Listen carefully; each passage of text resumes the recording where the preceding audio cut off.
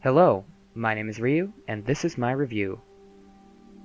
In this video, we will be taking a look at Abzû, an underwater adventure game, or perhaps simulator, with a beautiful visual and auditory aesthetic, and a simple story told through metaphoric lore.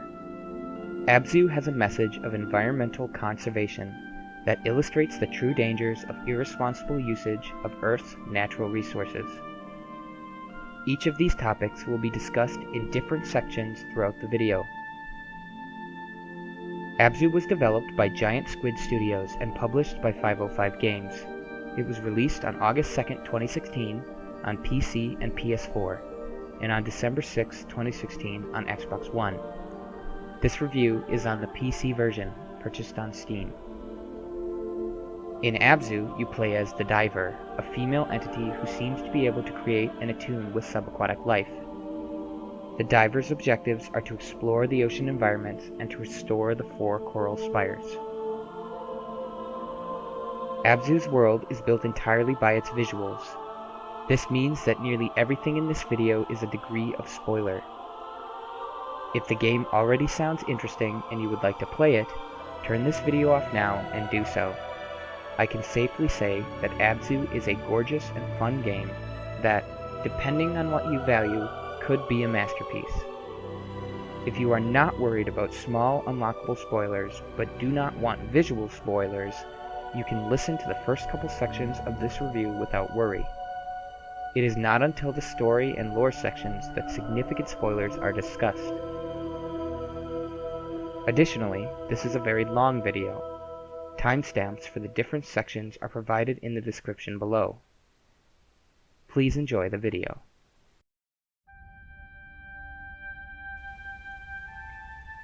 Abzû is one of those games that raises the question, what is the definition of a game? Whether or not you consider Abzû a game depends on what your criteria for a game is. For example, Totalbiscuit has defined the criteria for a game as needing player interaction and a failure state.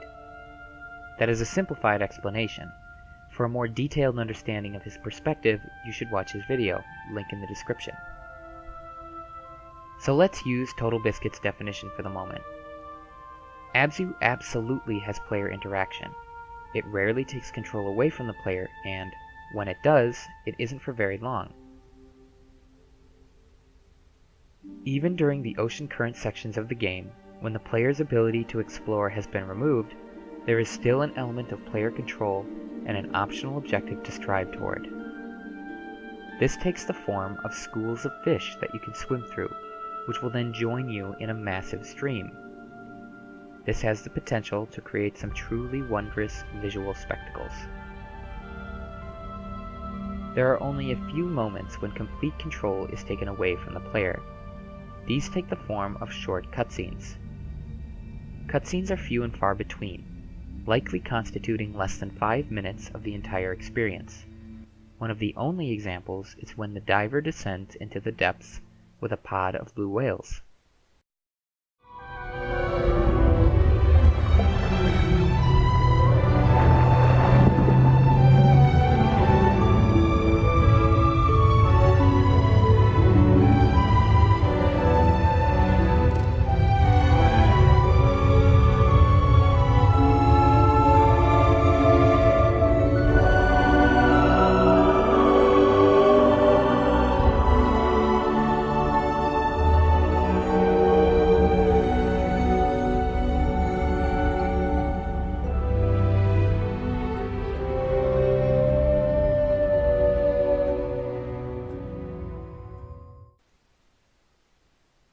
What Abzû lacks, however, is an official failure state. There is no way to die in Abzû, and there is nothing through exploration that the player can miss that has any impact on the end result of the experience. There are hazards, but they do not cause any consequence other than slightly slowing the player down. It could be argued that there is an implied failure state if the player is unable to find all of the collectibles throughout each chapter. These take the forms of coral pools, which the diver can interact with to create life, meditation statues, which the player can use to attune with the subaquatic creatures, and view each one while also learning their names, and secret helix shells, which unlock the collector's white diving suit. This is not a true failure state, however, as once the game has been completed for the first time, the player can go back to any chapter and find these collectibles as part of the primary save file. Nothing is truly lost if these collectibles are missed in the order in which they appear.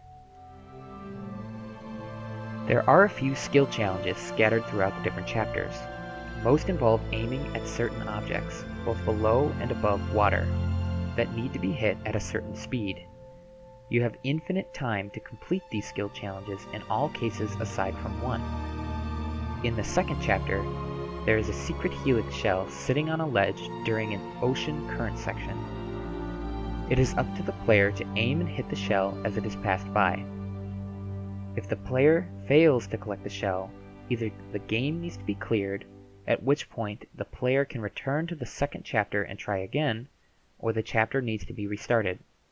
This is, quite literally, the only skill challenge in all of Abzû with even a temporary consequence.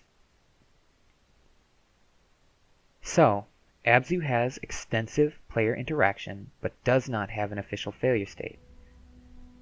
Even the few collections and challenges that could be perceived as failure states do not have lasting consequences, as the player effectively has infinite time to complete them or can retry after the game is fully cleared once.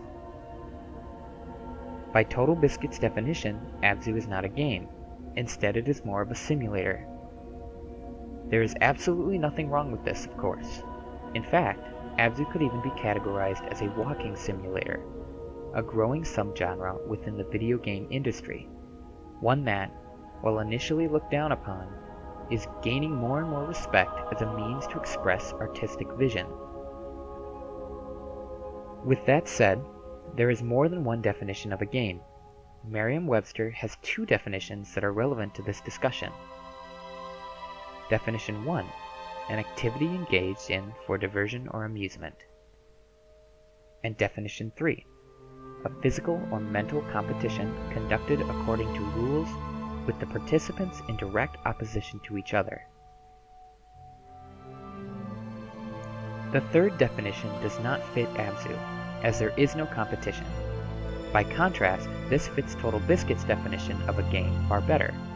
Keep in mind that participants can be both players and the game itself. However, the first definition fits Abzû perfectly. At its core, Abzû is about play. The diver plays through exploration, plays with the subaquatic life, plays by breaching the surface and doing flips and tricks, etc. At the very end of the game, there is an area that, I am sure, the developers created solely to allow for some final, truly enjoyable play.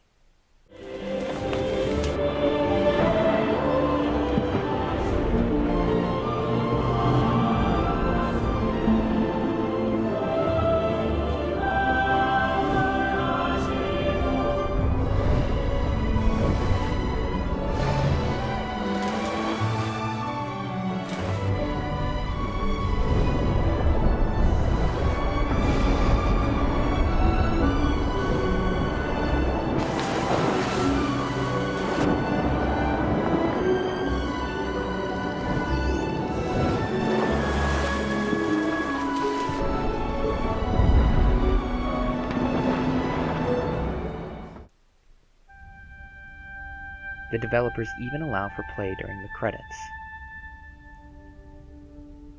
Whether or not you consider Abzû a game is really up to how you view its definition. In my opinion, Abzû is a game because I tend to enjoy activities that provide diversion or amusement over a physical or mental competition. For that reason, I will continue referring to Abzû as a game. As a final note before closing the gameplay section of this review, I want to briefly discuss the controls. On the Steam page, there is an alert listed beneath the promotional videos and screenshots. Notice, a controller is strongly recommended to play Abzû. I played the game with mouse and keyboard and encountered very few problems.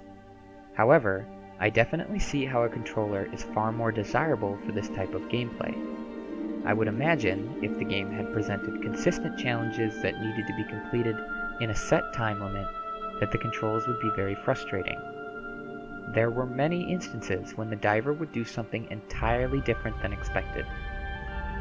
This sometimes made navigating small spaces or even aiming at large or small targets quite difficult. Overall, however, Abzû played just fine.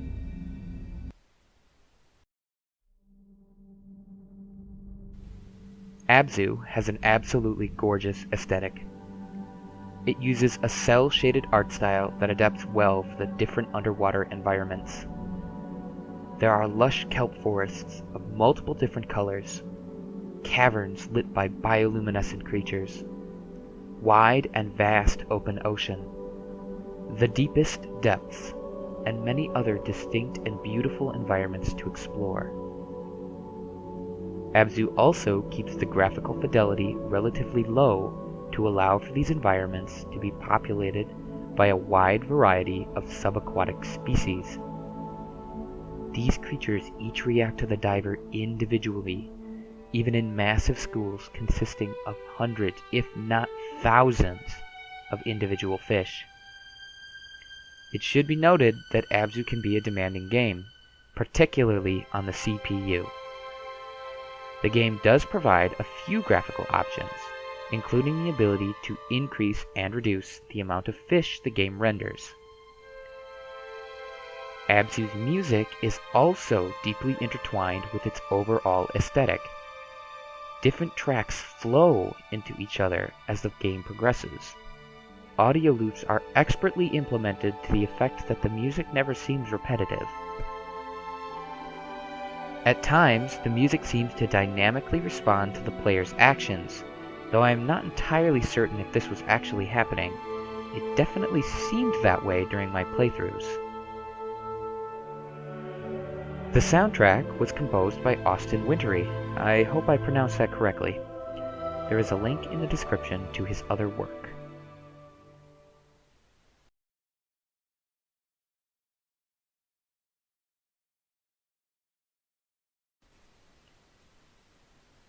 At this point, I will be delving into the story and lore of Abzû.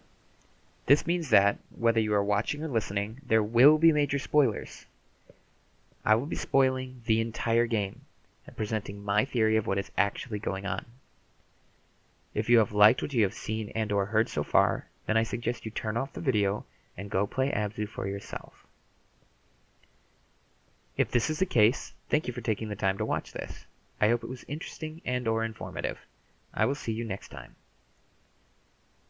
If you do not mind spoilers or have already played Abzû, let's delve into the game's story and lore.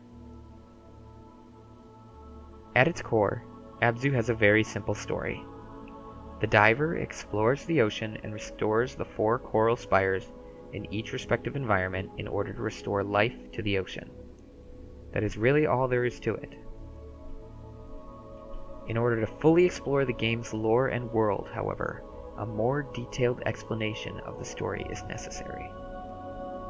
The diver wakes up, alone, in a vast ocean with only the surface of a kelp forest to point her in any particular direction. The only context provided is a dream of a mysterious light in the depths of the ocean. As she begins to dive, she comes across a cavern that leads her to a lush kelp forest. It is here that the diver discovers her ability to create life from coral pools. She also encounters small, charming sentinels that help her proceed from area to area. Eventually, the diver comes across a deep, massive well. It is a stark contrast from the other environments, which have all been colorful and filled to the brim with life. No, this well is dark, barren, and nearly lifeless. However, there is a light shining within the dark, a pool atop a man-made structure. As the diver approaches, she finds that it is a portal. The diver descends into the portal and finds herself in a large ethereal plane with a massive glass-like structure, and 4 small structures on the outside. one of which has a coral spire. Beneath her is an ever-stretching sea with the very same mysterious light from the dream. Attempts to dive into this sea are met with futility. The diver cannot descend beneath its surface, instead swimming above as if able to fly.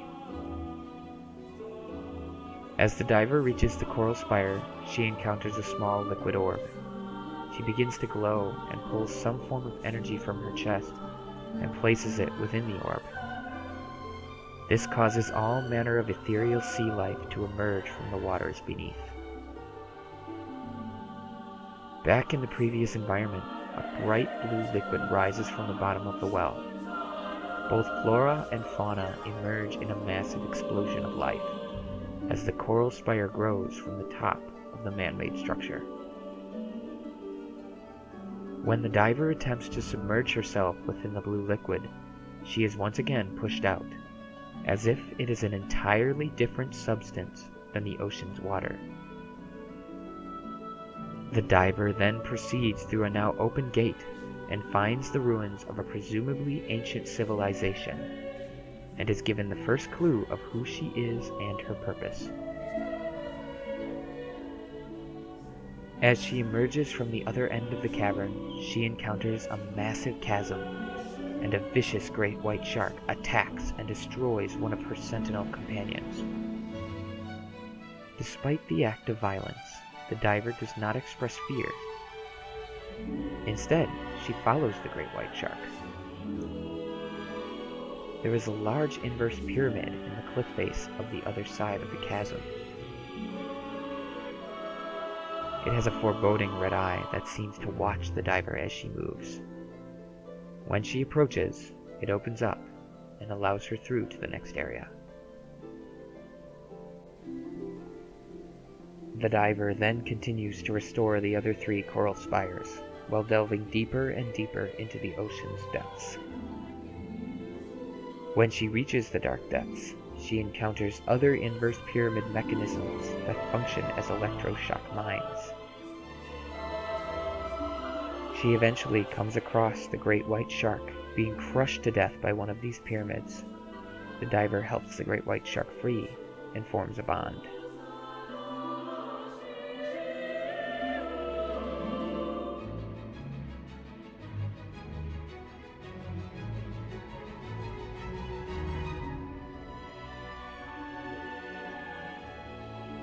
The shark seems to beckon the diver forward.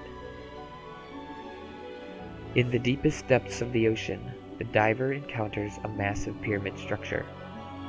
As she explores the interior, she finds that the structure is manufacturing the small sentinels and other constructs that have been strewn throughout the ocean. She also finds what appear to be schematics for the sentinels, pyramid mechanisms, and herself.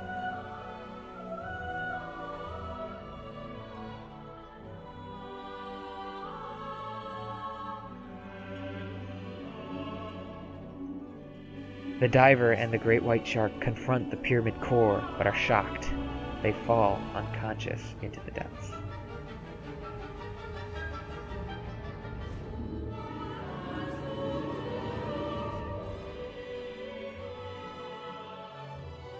The diver wakes to find herself torn apart. She is a robot with the same pyramid core as the other constructs. She swims forward to find the dying shark, who passes in front of her eyes.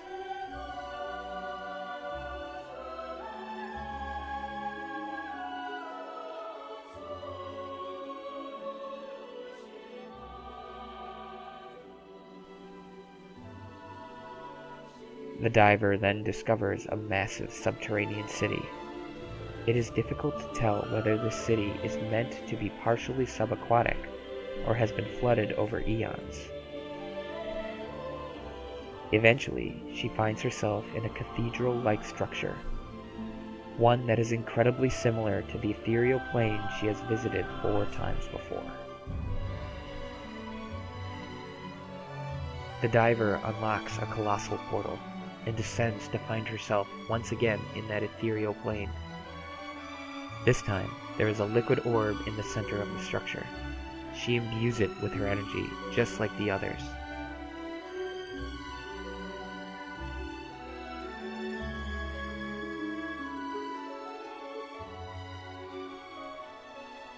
The great white shark emerges, heals her suit, and opens the way to the mysterious light beneath the sea.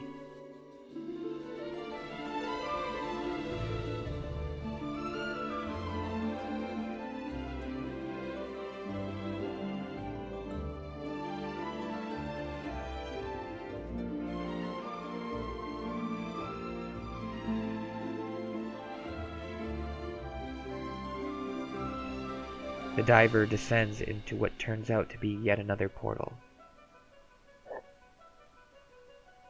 She emerges in what seems to be another part of the world, or perhaps another world altogether.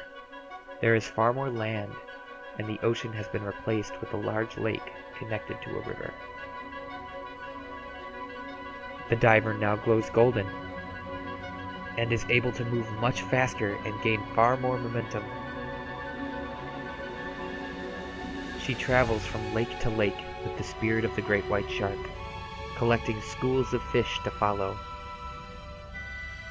In each lake, she encounters a pyramid structure with smaller pyramids connected to it.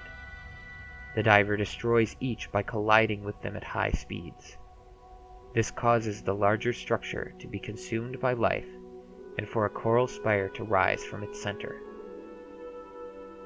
With each structure cleansed, the water rises and a new river becomes accessible.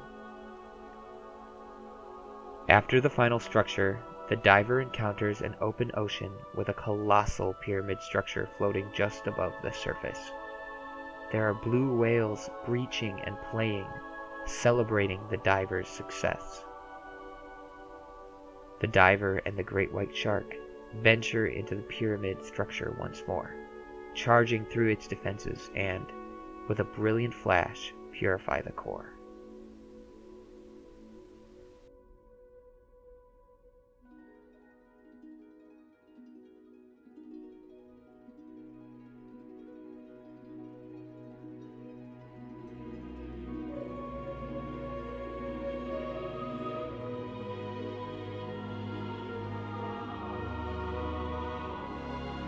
They then ascend the structure to find it being consumed by life.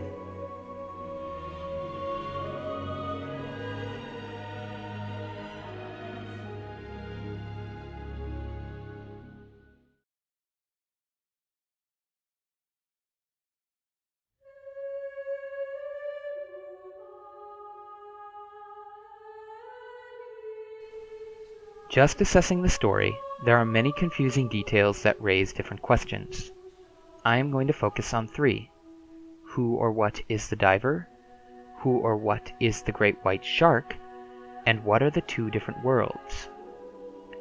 It is through analyzing Abzû's lore that potential answers to these questions become apparent. Before we begin this section, it is important to note that this is my interpretation based on the game itself and other evidence discussed by the developers. Abzû is a game that is very open to interpretation, and I encourage you to form your own thoughts and opinions. The official Abzû website states that the story of Abzû is a universal myth that resonates across cultures. The name references a concept from the oldest mythologies. It is the combination of the 2 ancient words, Ab, meaning ocean, and Zu, meaning to know. Abzû is the ocean of wisdom. Abzû is a reference to Sumerian mythology. This was specified by Inverse's interview with Matt Nava, the game's creative director.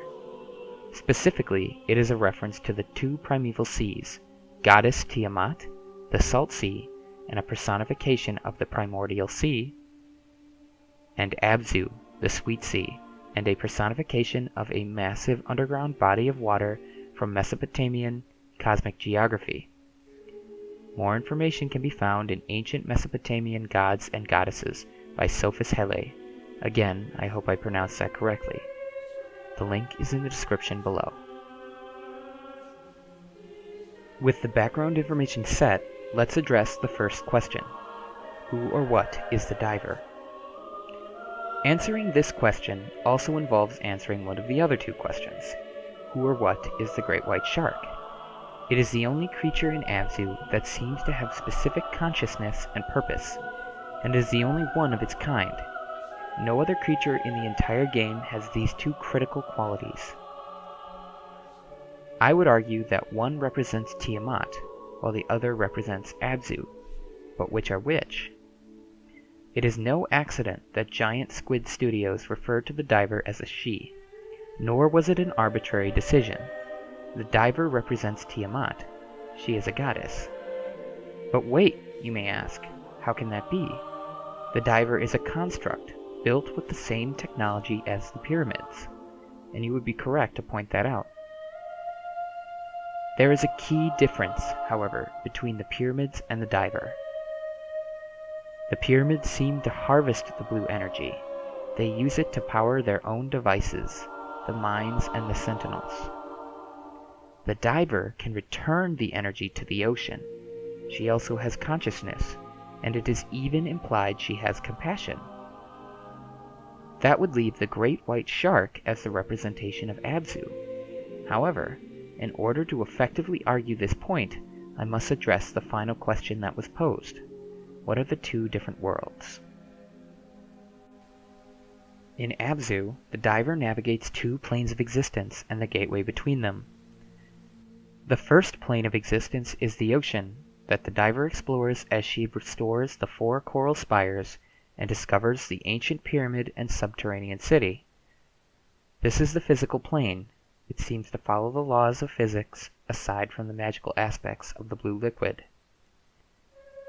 This plane is the most similar to the real world and represents the Mediterranean Sea. The second plane of existence is the world beneath the ethereal plane. The developers purposefully obscure whether this world is real or not. It functions very much like a dreamscape. It does not follow the laws of physics. This plane represents the previously mentioned underground body of water, Abzû. Just as the underground body of water would have been a reservoir of life-giving fresh water to the ancient Mesopotamians, the second plane is the reservoir for the life-giving blue liquid. It is very much like a Gaia. This is evidenced by the paintings on the temple walls shown throughout the game. The gateway between the two is the ethereal plane. It is here that it seems the great white shark unlocks the second plane for the diver, but that is not entirely accurate. Both the great white shark and the diver work together to uncover the portal. The diver imbues her power into the liquid orb that then becomes the great white shark's spirit. They are two halves of the same key. In Sumerian mythology, Tiamat and Abzû were two bodies of water that intermingled to create life. The diver is Tiamat, the salt sea, and the great white shark is Abzû, the sweet sea. This still does not explain why a robot created with the same technology as the pyramids became a goddess. I would argue that the robotic body is a vessel for the goddess's consciousness. It is clear that the ancient civilization in the game always worshipped the great white shark and associated it with the mysterious blue liquid. This is shown in the temple you visit after the player restores the second coral spire. The great white shark is always depicted as shining with the blue light, implying that it is the vessel of the sweet sea's spirit. However, there is more than one great white shark depicted on the temple walls. In the final room of the larger temple that the player explores after restoring the third coral spire, the great white shark is displayed again in a depiction of the ethereal plane. On the other two symmetrical walls, there is a darker shaded shark depicted in the physical plane, above the citizens of the ancient civilization. Despite its displacement and change in color, it still seems to be worshipped. Why are there two great white sharks, and why is this one a darker shade? I believe the darker shark is the spirit that has been imbued into the diver's suit. This is why the diver has consciousness while the other mechanisms do not. This is why the diver has the power to imbue the world with the blue liquid while the pyramids can only harvest it. This is why there are no other great white sharks in the game, and the diver is able to attune with it in such a more significant manner than the other subaquatic life. The diver is Tiamat, the salt sea, and the great white shark is Abzû, the sweet sea. Their waters intermingle to create life.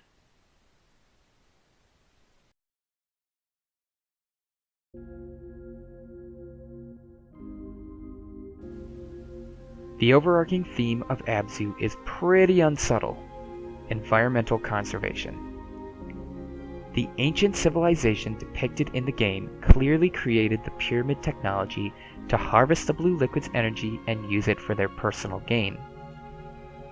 This technology got out of control and harvested too much of the precious resource, presumably causing what could have been a mass extinction, which included the ancient civilization themselves. It is difficult to tell how many years have passed from when the civilization ended to when the diver wakes up in the open ocean. The fact that an entire civilization was wiped out, but life was able to reseed itself and flourish outside of the most desolate areas, suggests many hundreds of thousands of years, perhaps even millions. Another piece of evidence to suggest such a long time has passed is the state of the ocean. The ancient city, which appears to have been built for air-breathing humanoids based on the architecture of the buildings, is nearly submerged by water. Even if the city was built deep beneath the ocean for close access to the Abzû, the city would not be submerged in this manner. The continual functionality of the pyramid mechanisms and their constructs suggests that the harvestation of the blue energy never stopped, but life has flourished anyway. The ancient civilization's citizens and their ancestors are the only ones who truly paid the price for the irresponsible use of the world's resources.